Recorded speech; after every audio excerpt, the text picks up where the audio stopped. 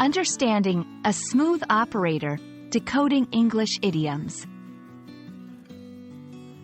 Hello, everyone. Today, we're diving into a fascinating phrase in the English language, a smooth operator.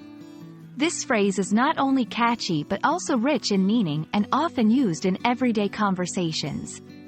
By the end of this video, you'll understand what it means and how to use it effectively in your English conversations. So, let's get started. The phrase, a smooth operator, refers to a person who is very skilled at dealing with people and situations in a way that seems effortless. It's often used to describe someone who is charming, confident, and able to handle difficult situations with ease. The key elements of a smooth operator are their charisma, tactfulness, and effectiveness in social or professional scenarios. Understanding where a phrase comes from can often help us grasp its meaning better. The term, smooth operator, is believed to have originated from American jazz and blues music in the early 20th century. It was used to describe musicians who played in a smooth, effortless style. Over time, the phrase evolved to describe not just musicians but anyone who handles things smoothly.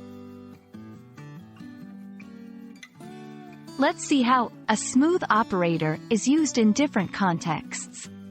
1. In social situations, John charmed everyone at the party. He's such a smooth operator. 2. In business, she negotiated that deal flawlessly. She's a smooth operator in the boardroom. 3. In problem solving, despite the crisis, he remained calm and found a solution.